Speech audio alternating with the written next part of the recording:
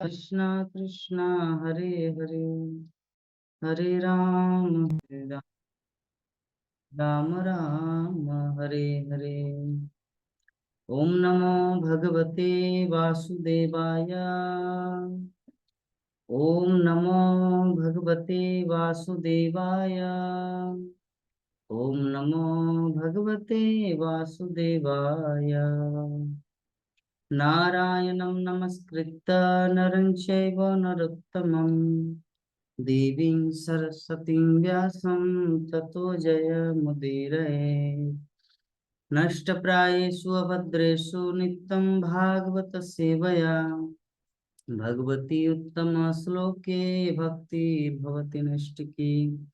मुखं करोति वाचालं पङ्गुलङ्घते गिरिं यत्कृपातमं वन्दे श्रीगुरुनदिनतारिणं परमानन्दमाधवं श्रीचैतन्येश्वरा।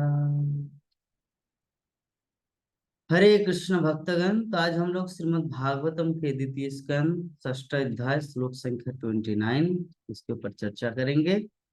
ब्रह्मा जी अपने पुत्र नारद मुनि को भगवत तत्व ज्ञान के विषय में बता रहे हैं।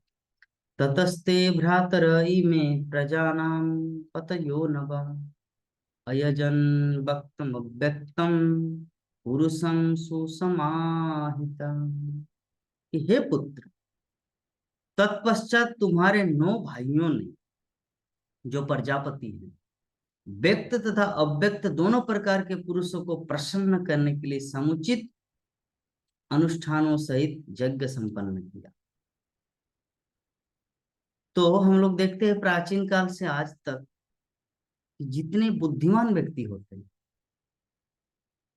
इंटेलिजेंट पर्सन होते हैं, वो यज्ञ संपादन करना, दान देना, परोपकार करना, ऐसे काम किया करते हैं। क्योंकि इसी से व्यक्ति महान बनते हैं। क्योंकि महान की सेवा करने से व्यक्ति महान होता है। और सबसे महान कौन है? भगवान श्री कृष्ण। तो व्यक्त पुरुषों में स्वर्ग के राजा इंद्र तथा देवता जैसे उनके पार्षद आते हैं, और अव्यक्त पुरुष में साक्षात भगवान आते हैं। व्यक्त पुरुष वैदिक कार्यों के नियंत्रक है, जबकि अव्यक्त भगवान दिव्य है और वैदिक व्योम की सीमा के परे है। ये जो स्वर्गलोक है ना, ये भी एक वैदिक ब्रह्मांड का एक अंग है, लेकिन भगवान श्री कृष्ण इस वैदिक ब्रह्मांड के ऊपर है, बियॉन्ड दिस मटेरियल नेचर।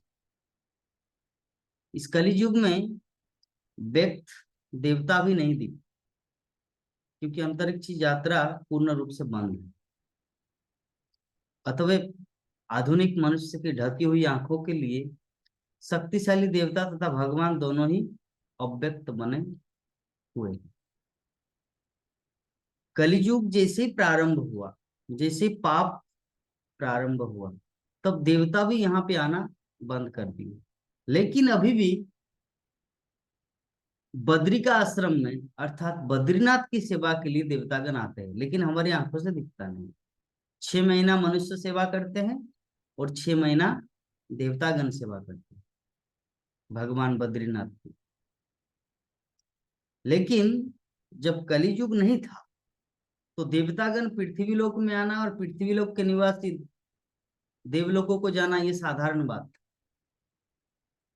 उस समय के जो हवाई जहाज के माध्यम से स्वर्गलोक, जनलोक, तपलोक आना जाना होता था। जैसे आजकल के फ्लाइट इंडिगो से कोई अमेरिका जाता है, कोई सिंगापुर जाते हैं, कोई इंदौर, भोपाल, मध्य प्रदेश, मुंबई, दिल्ली, चेन्नई, कलकत्ता, इस प्रकार फ्लाइट से इस पृथ्वी लोक में भ्रमण किया जाता है। तो उसी प्रकार एक समय था, यह एक समय आएगा फिर, कि पाप के कारण सब कुछ उल्टा हो चुका है। कि देवतागण भी पृथ्वी लोक में आते थे और यहाँ के निवासी भी जाते थे। अर्जुन गए थे, भीष्मदेव गए थे। जब भीष्मदेव का जन्म हुआ देवव्रत का, तो गंगा देवी क्या बोले, मैं इनको ले जाता हूँ। और वहां पे जाके इनको वैदिक नॉलेज, धनुर्विद्या, सब तरह का ज्ञान पूरा पारंगत करने के बाद इनको हम पृथ्वी लोक में भेजेंगे। तो उनको ले गए। अर्जुन भी गया था जब 13 वर्ष का वनवास था, तो उसमें 13 वर्ष के वनवास से पहले ही 12 वर्ष के अंदर ही गए थे। उसके बाद जब श्राप मिला उर्वशी का, तब 13वां वर्ष में उनको वैसे एक्टिंग करना पड़ा बृहन्नला के रूप में। तो जो भी है, कि एक समय था कि देवतागण यहाँ आते थे और यहाँ के निवासी वहां जाते थे। लेकिन अब इसीलिए प्रभुपाद तात्पर्य में लिखते, आधुनिक व्यक्ति प्रत्येक वस्तु को अपनी आंखों से देखना चाहते, भले ही वो पर्याप्त रूप से दक्ष न हो। फलस्वरूप वे देवताओं में या परमेश्वर के अस्तित्व में विश्वास नहीं करते। उन्हें चाहिए कि प्रामाणिक स्रोत शास्त्रों के पृष्ठों को पलटे और मात्र अपनी अक्षम आंखों पर ही विश्वास न करें।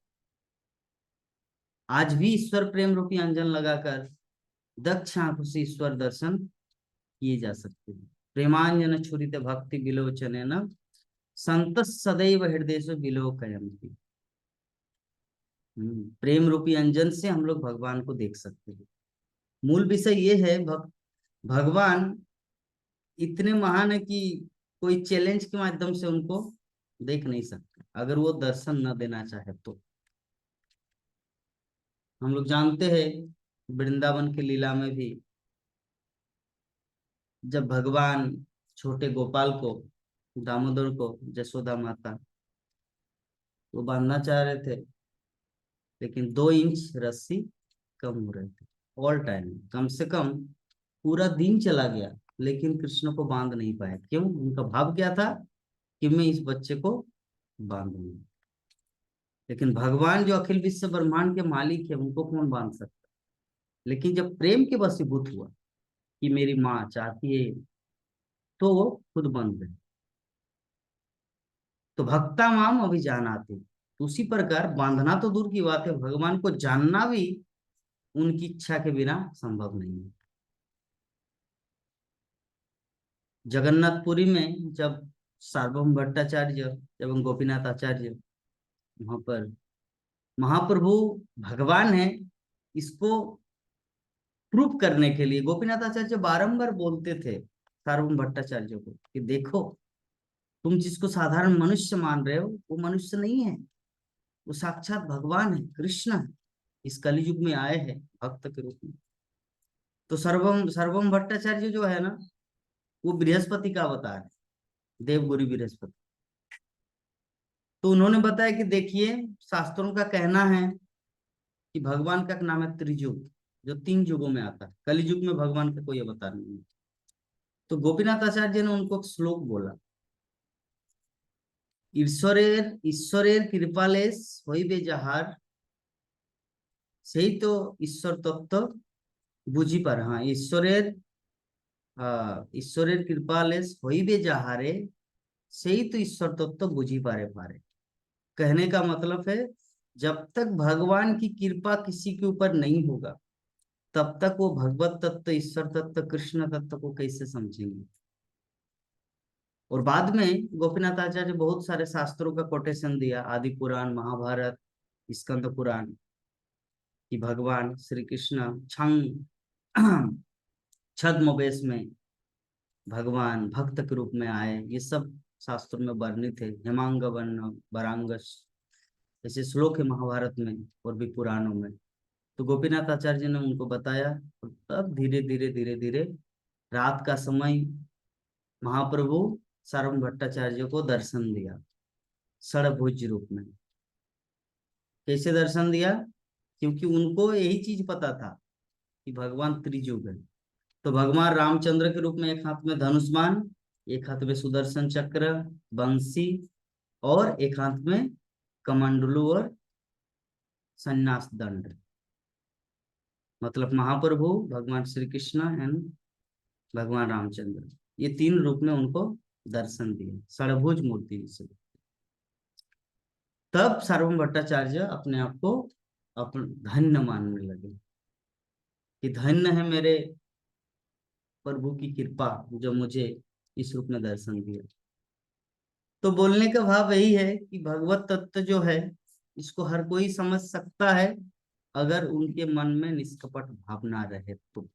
अगर चैलेंज मूड में रहे तो जसोदा माँ जैसे अपनी माँ भी कृष्ण को बांध नहीं सकता, उनको दर्शन नहीं कर सकता, लेकिन प्रेम के लिए वो किसी को भी दर्शन दे सकते। ध्रुव महाराज के पास क्या योग्य था, क्या योग्यता था भगवत दर्शन करने की? 6 महीना का 6 साल का छोटा बालक, 5 साल का छोटा बालक 6 महीना तपस्या किया और भगवान को दर्शन किए। कैसे? जब भगवान विष्णु उनका जो शंख है उनके माथे पर स्पर्श कराए, जैसे स्पर्श कराए उनके पास सभी नॉलेज, दिव्य ज्ञान प्रकट हो गए और भगवान को जानते। तो उसी प्रकार भगवत कृपा जब तक नहीं होगा तब तक भगवान को नहीं जाना जा सकता। मान लीजिए एक दूसरा एग्जांपल, साइंस की दुनिया में या रियलिटी में H2O, हाइड्रोजन टू ऑक्सीजन से पानी बनता है। तो अगर कोई बेल चराने वाले व्यक्ति या बकरी चराने वाले व्यक्ति को बोले कि H2O से पानी बनता है, और वो बोलेंगे नहीं ये हो ही नहीं सकता, हवा से कैसे पानी बन सकता, हाइड्रोजन टू ऑक्सीजन से, तो उनको कैसे समझाए? वो गधा को कैसे समझाए? क्योंकि उनके पास वो नॉलेज नहीं, वो कैपेसिटी नहीं है समझने का। लेकिन जो उस लेवल में जो स्टडी किए हैं उनको समझ में आता। तो उसी प्रकार भगवत तत्व का भी एक योग्यता होनी चाहिए, तभी वो भगवत तत्व को जान सकते, कृष्ण को समझ सकते। चैलेंज के माध्यम से एक बकरी चराने वाला व्यक्ति आके बोला कि मुझे विश्वास नहीं है कि हाइड्रोजन टू ऑक्सीजन से पानी बनता, तो उनके बोलने से क्या आता जाता है, रियलिटी क्या है वो हम लोग को समझना है। उसी प्रकार इतने सारे वेद वेदांत साहित्य सब जगह भगवान कृष्ण की महिमा कीर्तन किया गया। तो हम सब कौन से खेत के मूली या आलू है जो शास्त्रों को चैलेंज करते हैं? तो ये तत्व को हम लोग को जानना है। तो श्लोक संख्या 30 में आगे वर्णन किया गया है, ततश्च मन काले इजिरे ऋषयो परे पितरो विबुधा दैत्या मनुष्या क्रतुभिर्विभू। कि तत्पश्चात हे नारद, मनुष्य के पिताओं यानी मनुओं, महर्षियों, पितरों, विद्वान पंडितों, दैत्यों तथा मनुष्यों ने परमेश्वर को प्रसन्न करने के निमित्त यज्ञ संपन्न किया। उसके बाद यज्ञ संपन्न किया। यज्ञ मतलब सेक्रीफाइस, सेक्रीफाइस मतलब विष्णु की तुष्टि, कृष्ण को प्रसन्न करना। तो दैत्य जो होते हैं देवताओं के भक्त होते हैं, क्योंकि वे उनसे अधिकाधिक भौतिक सुविधाएं हासिल करना चाहते। एक चीज को समझना है, देवता और असुर, असुर जो होते हैं वो देवताओं से पूरी तरह विपरीत, जिसे दिन और रात का विपरीत। रात को किसी भी तरह से दिन के साथ कंपेयर नहीं किया जा सकता, और दिन को किसी भी तरह से रात के साथ कंपेयर नहीं किया जा सकता, तुलना नहीं किया जा सकता, क्योंकि रात अपना एक क्वालिटी है, उनके पास अपना एक व्यक्तित्व है, क्या? अंधकार। और दिन का अपना व्यक्तित्व है प्रकाश। तो दिन के साथ कभी भी रात को कंपेयर नहीं किया जा सकता। उसी प्रकार जो देवता है और असुर है, देवता अगर इधर से लिखता है तो असुर इधर से लिखते हैं, देवता अगर दाएं चलता है तो असुर बाएं चलते हैं, तो ये पूरी तरह से विपरीत। लेकिन यहाँ पे जो शिल प्रभुपाद मेंशन करते हैं, दैत्य, दैत्य जो होते हैं देवताओं के भक्त, वो असुर नहीं, क्योंकि उनसे अधिकाधिक भौतिक सुविधाएं हासिल करना चाहते दैत्य। किंतु भगवान के भक्त एकनिष्ठ हो, अर्थात वो भगवान की भक्ति में सेवा में तल्लीन रहते, अथवा उनके पास भौतिक सुविधाएं मांगने के लिए थोड़ा सा समय भी नहीं रहता। हम लोगों को एक चीज हमेशा ध्यान में रखना है, जब हम लोग भगवान की भक्ति करते हैं या कुछ तपस्या करते हैं या किसी लक्ष्य को पाने के लिए हम लोग उसमें तत्पर हैं, तो बीच में हम लोग अटक जाते हैं और पीछे मुड़कर देखते हैं कि कितना सफलता मिला। तो जब हम लोग देखते हैं पीछे मुड़कर, तो देख एजीटी जैसा का तैसा ही है। तो हम लोग को रुकना नहीं, बल्कि आगे बढ़ते ही जाना। इसका मतलब क्या है?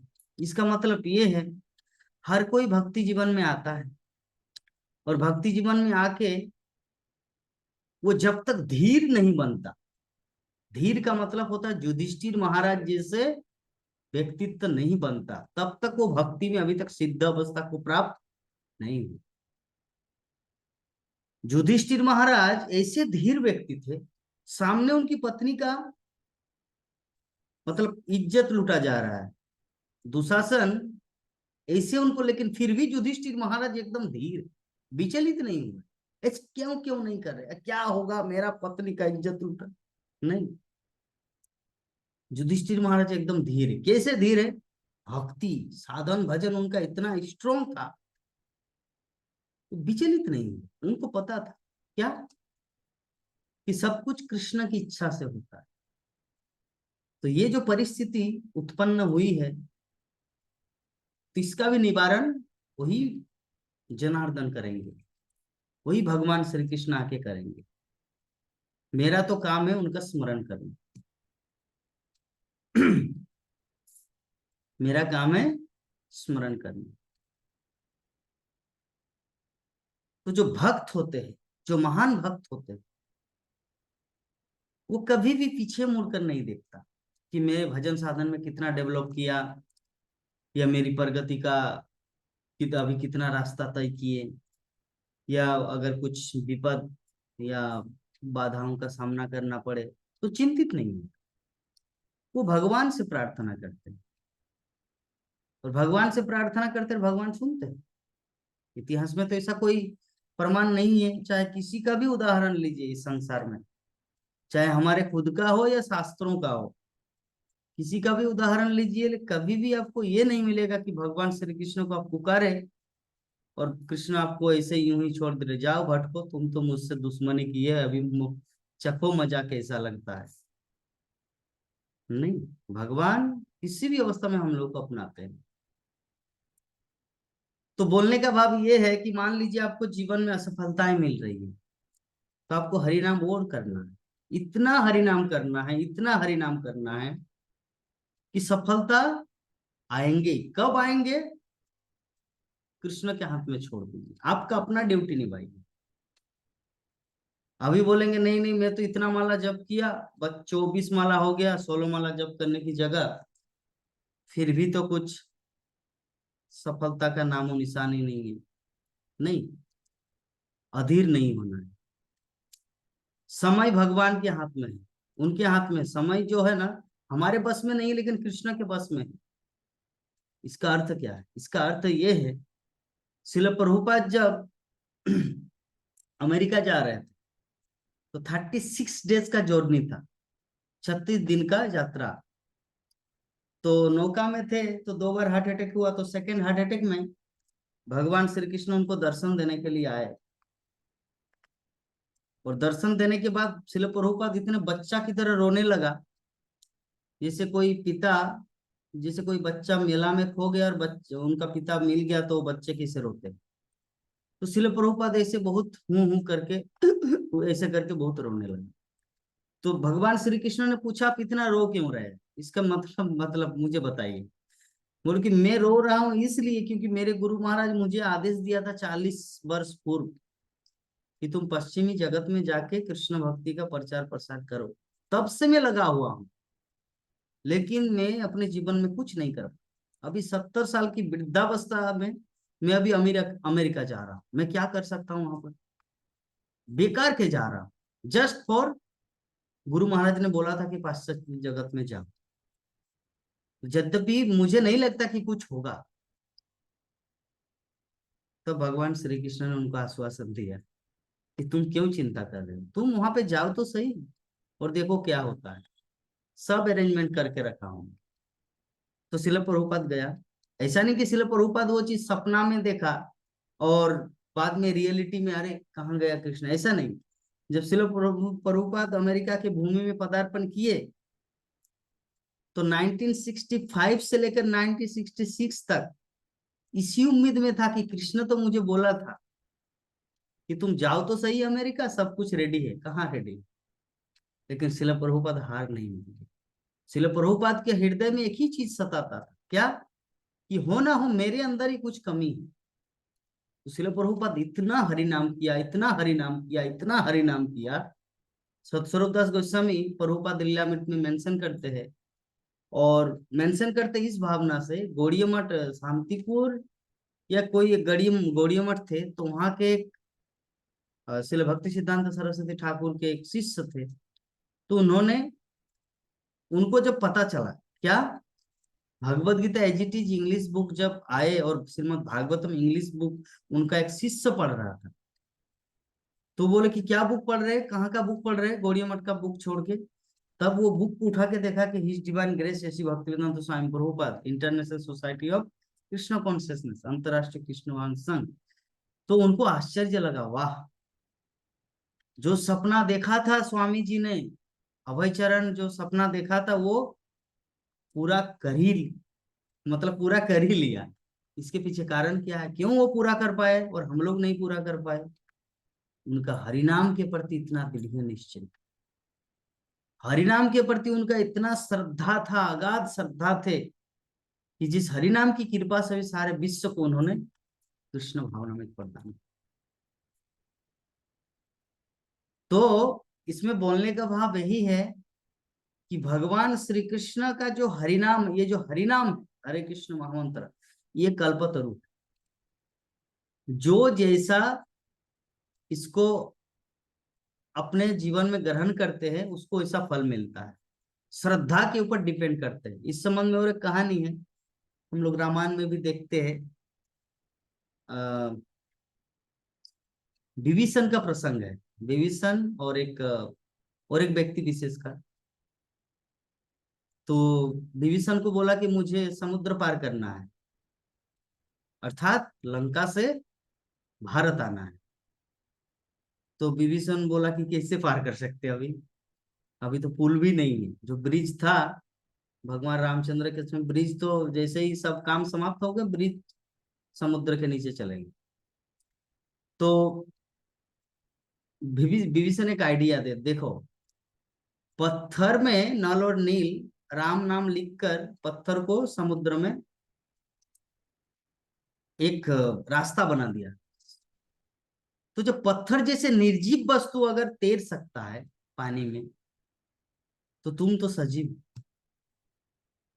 तो विभीषण ने क्या किया, उनके एक कागज में हरे कृष्णा कृष्ण कृष्ण हरे हरे, हरे राम राम, मतलब भगवान का नाम लिख दिया। और उनका जो धोती था, धोती के एक कोने में वो कागज को बांध दिया। तो बोले कि मैंने आपको तारक ब्रह्म नाम प्रदान किया, इसके माध्यम से तुम समुद्र को पार कर सकते। तो उनको बहुत आनंद आया, वाह, मुझे तो तारक ब्रह्म नाम मिला।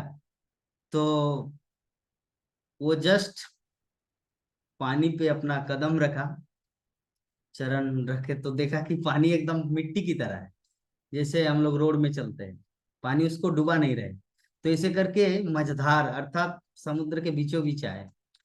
तो उनके मन में कौतूहल, एक उत्सुकता जगी कि वाकई में कितना शक्ति है मंत्र का, थोड़ा देख लेते हैं क्या है मंत्र। तो अपना पुटली खोला, मतलब धोती के जो कोने में जो बंधा हुआ था पोटली खोला, तो पढ़ा, क्या नाम लिखा था, मतलब वो क्या तारक नाम था, हरे कृष्णा कृष्ण कृष्ण हरे हरे, हरे राम राम राम हरे। तो उनको थोड़ा डाउट हुआ, अरे मैं तो सोच रहा था कि तारक ब्रह्म नाम मतलब ओम क्लीं कृष्णाय गोविंदाय गोपीजन वल्लभाई, मतलब ऐसा कुछ ओम से शुरू होगा, ये तो सरल है, हरे कृष्ण और राम का नाम, इसका इतना पावर है, ये हो ही नहीं सकता। जस्ट ये थिंकिंग किया बेचारा, जस्ट वो एकदम पानी धस गया, अर्थात वो समुद्र के अंदर डूब के मर गया। तो हरि नाम के चरणों में उनका अपराध। तो जब तक उनके अंदर श्रद्धा थे, तब तक वो मझधार अर्थात समुद्र के बीचों बीच आया।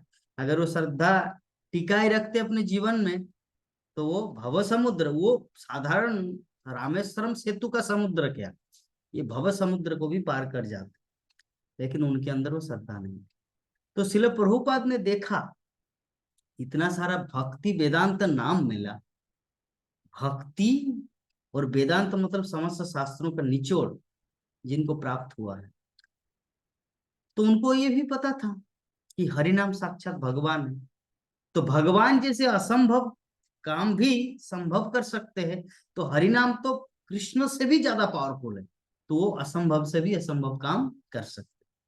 और इसी के बदौलत श्रील प्रभुपाद ने पूरे विश्व में कृष्ण भावनामृत की डंका बजा दी हरि नाम के प्रभु। तो हम सबको इस तथ्य को बहुत ही दृढ़ संकल्प के साथ हरि नाम को किसी भी स्थिति में नहीं छोड़ना। हरिनाम जितना मेरे गुरु महाराज बोलते थे, श्रीमद् भक्ति चारू स्वामी गुरु महाराज, कि तुम शुद्ध भक्त हो या अशुद्ध भक्त हो या साधारण भक्त हो या अभक्त हो, इसका पता तब चलेगा जब तुम हरिनाम करते हो, उस समय तुम्हारा मेंटेलिटी कैसा है। मतलब हरिनाम करते समय अगर तुम्हारा मेंटेलिटी ये है कि तुम्हारा जीवन कृष्ण की सेवा के लिए है और उस भावना से तुम हरिनाम कर रहे हो, that means you are a pure devotee. तब अपने आप को समझो कि तुम शुद्ध भक्त के लेवल में। लेकिन हरिनाम करते समय अगर ऐसी कुछ वासना है कि मुझे मेरे पास ये नहीं है, ये मिल जाता तो हो, तो उसमें भी कोई खराबी नहीं है, क्योंकि हरिनाम आपको वो भी पूरा करेगा। लेकिन अगर मतलब मापा जाए कि आप शुद्ध भक्त है या अभक्त है या भक्त है या कौन से लेवल में है, तो हरिनाम करते समय आपके मन में एक ही चिंता रहेगा, क्या? कि मेरा तन, मेरा मन, मेरा धन, मेरा संपूर्ण शरीर के द्वारा मैं कैसे राधा कृष्ण की सेवा कर पाऊं, या आचार्यों की सेवा कैसे मैं कर पाऊं, ऐसा भाव रहेगा। That means you are in the level of pure devotee, आप शुद्ध भक्त के स्तर में। तो जो भी है, अल्टीमेटली हम लोग को समझना है कि भक्तिमय जीवन में हम लोग आए हैं तो श्रद्धा 100% करना है। चाहे श्रीमद् भागवतम ग्रंथ हो, श्रीमद् भागवत गीता हो, हरिनाम हो, भगवान के श्री विग्रह हो, ये कृपा करके इस जगत में आए हैं। इन लोगों का कुछ काम नहीं था यहाँ पर। ये जितना कुछ ग्रंथ, ये सब एक एक मूर्तिमान स्वरूप है भगवत धाम में। ये सब कृपा करके यहाँ पर आए हैं। जैसे कि एग्जाम्पल देते हैं, और एक मटेरियल एग्जाम्पल। जब हमारा मैराथन होता है, इस्कॉन बुक डिस्ट्रीब्यूशन मैराथन, तो उस समय बड़े बड़े NIT, MIT, IIT, BTech, MTech, gold medalist, बड़े बड़े स्टूडेंट, अगर वो कंपनी में जॉब करेगा तो हर महीना 10 लाख रुपया इनकम कर सकता है। ऐसे व्यक्ति ब्रह्मचारी लाल कपड़ा धारण करके रोड में 150 रुपये का, 200 रुपये का भगवत गीता बेचते, मतलब प्रचार करते हैं, उनको समझाते हैं। तो अगर कोई व्यक्ति सोचा, मतलब अगर कोई व्यक्ति ऐसे थिंकिंग करे, अरे इनके पास कोई काम धंधा नहीं है, चलिए बेचारा को 10 रुपया या बेचारा को 200 रुपया देखिए भगवत गीता खरीद लेते हैं, नहीं तो क्या खाएंगे बेचारा, अगर ये व्यक्ति ऐसा सोच रहा है, दैट मीन्स वो पूरी तरह से गलत है। जो व्यक्ति ऐसा सोच रहे वो पूरी तरह गलत है। तो उसी प्रकार अगर हम लोगों को ये लगे कि ये श्रीमद् भागवतम, हरिनाम, भगवान के विग्रह, ये सब उस भिखारी की तरह है, चलो थोड़ा दान दक्षिणा करते हैं मंदिर में, अरे उनको कुछ नहीं चाहिए, वो तो आपको कृपा करने के लिए इस रूप में आए हैं। जैसे एग्जाम्पल दी उस ब्रह्मचारी का, वो बड़े बड़े आईआईटी एमआईटी के स्टूडेंट है, हर महीना 10-20 लाख रुपया कमा सकते हैं, वार्षिक साल का तो और भी ज्यादा है। लेकिन तुम्हारे कारण रोड में 150-200 रुपये का भगवत गीता दे रहे हैं, और आप ऐसे सोच रहे कि ये चलो भाई इनको 200 रुपया देके उद्धार करते, तुम उसको क्या उद्धार करोगे, वो तुमको उद्धार करने के लिए आया है। तो उसी प्रकार ये मत सोचना कि इस्कॉन टेम्पल में डोनेशन करेंगे तो इस्कॉन चलेगा। या हरि नाम, नहीं नहीं ये भगवान नहीं हो सकता, ये भगवत गीता ये तो बुक है, ये भगवान कैसे हो सकता, नहीं, ये सब एक एक शक्तिमान है, शक्तिशाली है।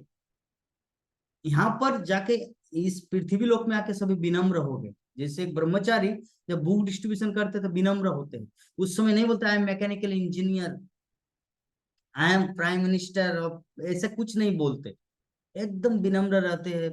Please take this Bhagavad Gita and अपने जीवन को सफल कीजिए। जितना आपका डोनेशन हो सके दीजिए, ऐसे विनम्र बनते हैं। लेकिन उनका जो रियल फीचर है, उनका जो स्वरूप है, वो स्वरूप में बहुत बड़े कंपनी का एक चेयरमैन भी हो सकते, मालिक भी हो सकते, लेकिन आपके सामने अपने आप को विनम्र घोषित कर रहे हैं। उसी प्रकार भगवान के जितने सारे हैं, चाहे दारू ब्रह्म हो, नाम ब्रह्म हो, भक्त हो, भगवत गीता हो, हरि नाम हो, ये सब भगवत धाम से आया हुआ चीज, यहाँ का कुछ भी नहीं है।